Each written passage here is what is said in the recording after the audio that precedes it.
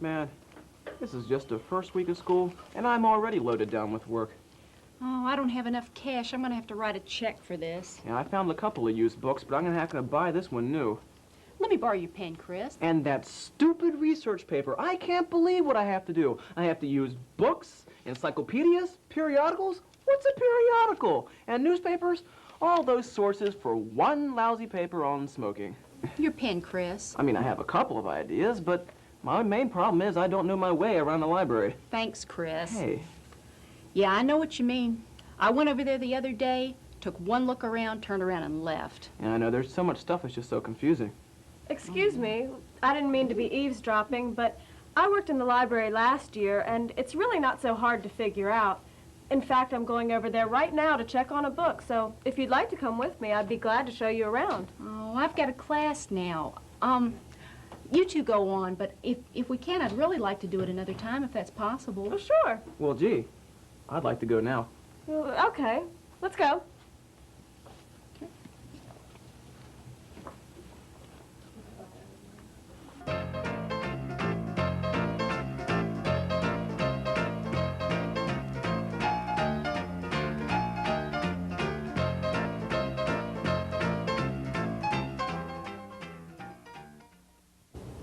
Here it is, Brown Library. Well, I'm lost already.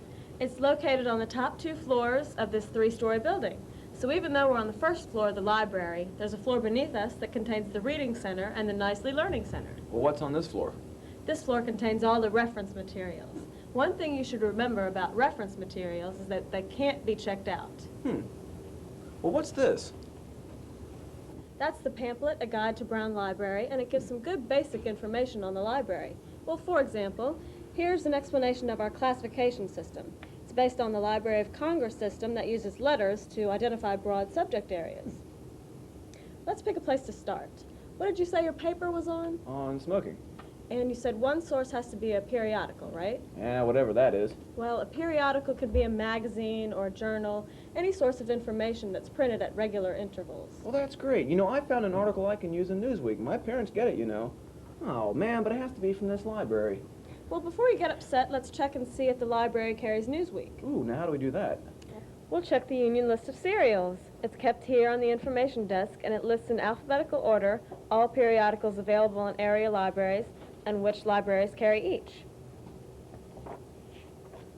Here's Newsweek, and Virginia Western is listed below, so you're in luck. There are 3 different ways of storing periodicals, either in the original print form or on microfilm or microfiche.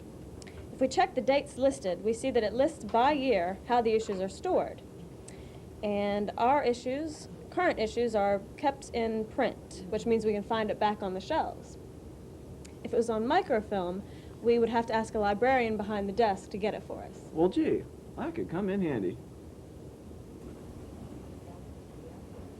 While we're here, we might as well cover some of the computerized resources available. We have several here on the information desk. A really convenient feature about these computers is that you don't have to copy anything down. Just hit one key, and the information goes from the screen to the printer beside the computer. Well, that's good, because I can't read my own handwriting anyhow. This computer is the new electronic encyclopedia. It contains information taken from the Academic American Encyclopedia, and it allows keyword searching. You type in a word, and it calls up every article that has that word in it. You can narrow your search by entering 2 or 3 words, such as smoking and cancer. And then it gives you an article linking smoking and cancer. Right. If you want, you can print out the whole article. Another service is this computerized index to periodical articles. Compared with print indexes, it's most like the Reader's Guide to Periodical Literature, but it's much easier and faster to use than any print index. Well, what about that one down there on the end? Oh, that's a computerized index to the Newsbank microfiche service. Newsbank provides a full text of articles taken from hundreds of newspapers around the country and groups them under broad topics such as transportation and health. You use that computer to pinpoint exactly which microfiche you need and then ask the librarian to get it for you from behind the desk. Look, I'm no computer genius. Oh, you don't have to be. The computers are really easy to use. Most of the time there's instructions right on the screen, and some even have color-coded keys to guide you. So don't be afraid to learn as you go along. You're not going to break them. Now, don't be too sure about that. I broke my father's camera once, and all he did was take my picture. That's a little bit different, but don't be afraid to ask the librarians to help you if you have any trouble. Well, I have a feeling they're going to get to know me pretty well.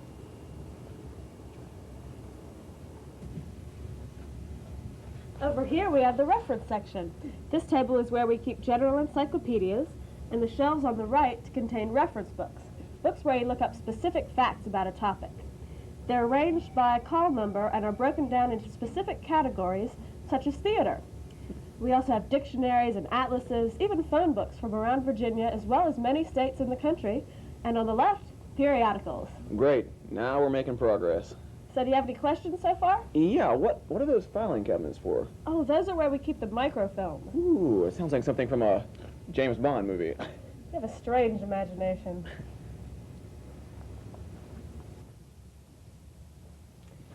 Anyway, over in this corner is where we keep the New York Times Index. It's a comprehensive listing of all the articles printed in the New York Times since 1851. They're categorized by broad subjects within each year and are broken down by year, 1 volume per year. If the article was printed in 1985 or before, it'll be kept on microfilm in the file cabinets. If it was printed after 1985, it'll be on microfiche, and you'll need to take that information to The library information desk, and then the librarian will get it for you. Oh, I'm impressed. You're a quick learner. Hey, I've got a good teacher. Then you take it to the microform room. It's right through this door. The microform room contains microfiche and microfilm readers and printers. If you need to make a copy of anything, these machines are equipped to make copies for a small charge. The directions on how to operate them are right on the wall. Now, speaking of making copies, now if I can't take the magazine out of the library, how am I supposed to copy an article? No problem. There's a photocopier on the other side of the information desk. I'll show it to you before we go upstairs.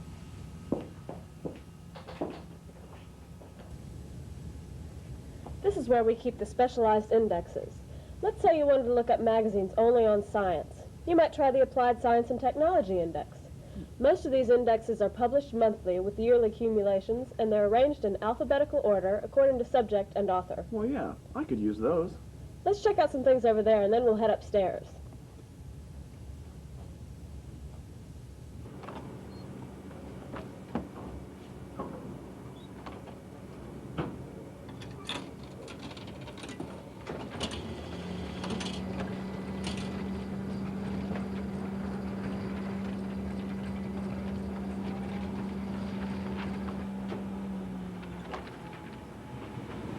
Here's the copier I was telling you about. Now, wait a minute. Well, what are those? Oh, those are the most current periodicals. Like the others, they're kept in alphabetical order. And behind them, we keep back copies of newspapers. That's David Hillman. He's our library coordinator, and he can help you if you have any problems. This is the electronic catalog. You can look up every book in the Brown Library by using it. I want to look up some books on the theater. Since I don't know any authors or titles, I can use subject or keyword. Now type in theater, and the catalog will give me an alphabetical listing of subjects. There's Theater Workshop, and here's the bibliographic information for the book. We don't have to copy down the information either. That's what the printer's for. Just hit P. Now I can hit the escape key to get back to the alphabetical listing. Let's try this one.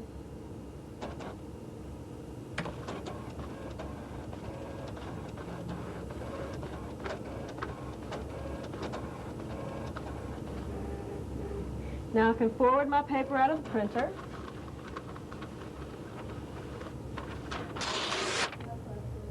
Oh, wow.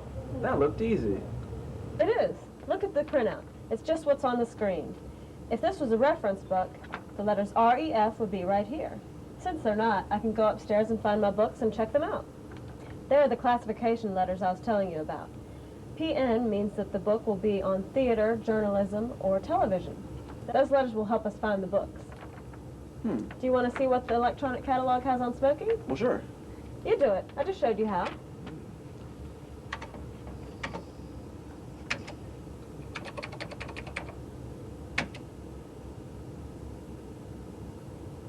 See how many books there are on your topic? Yeah, this would be helpful. Thanks. Okay, let's go up and find my books. Okay.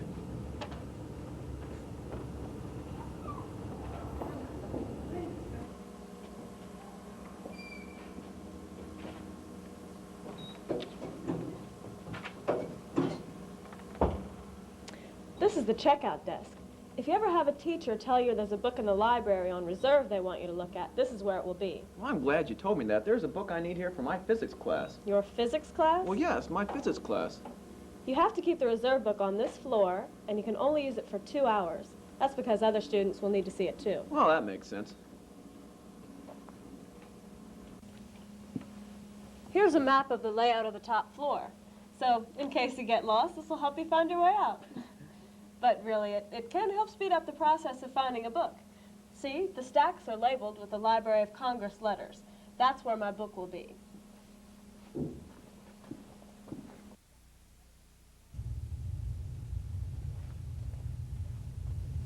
Okay, we found PN. Now we use these numbers. Well, one down and one to go. I don't think one of my books is here. Well, I guess you have to check for it next week then. Nope. Well, don't you want the book? Yeah? Just be patient. Be patient. Be patient. Oh.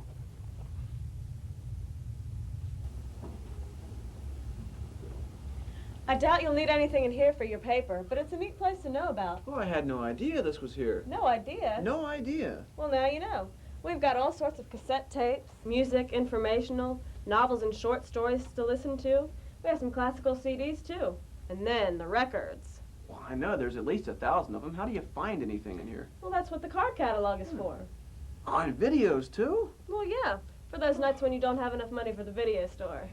My favorite movie here is Alfred Hitchcock's Vertigo. I've always loved mysteries. Well, me too. Maybe we could get together sometime and... Come on, I've got to go get this book checked out, and I'll show you how I can get the other book I wanted as soon as it's returned.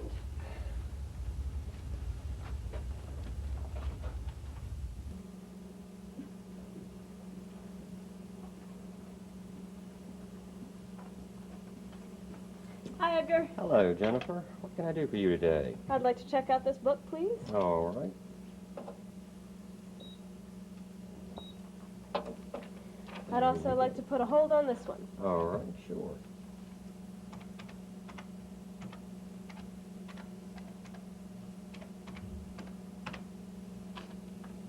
The book that you want is checked out at the moment, but it's due back in 2 weeks. We can put a hold on it and give you a call when it comes in. I know your first name is Jennifer. What is your last name? Thomas, And your phone number? 981-2472. Okay, as soon as that book comes in, we'll give you a call. Well, how do I get a library card? Easy, you just ask.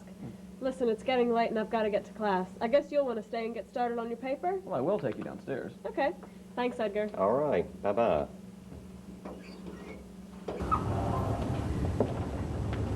And that's Brown Library. See, it's really not that complicated once you understand how it's organized. Well, look, I really appreciate you showing me around. I'm glad I could help, but I've got to go. Now, what did you say your phone number was again? It's in the book. Give me a call.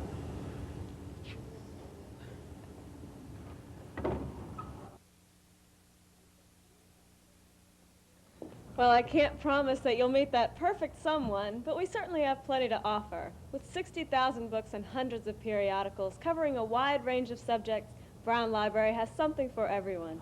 So stop by and check us out at Brown Library.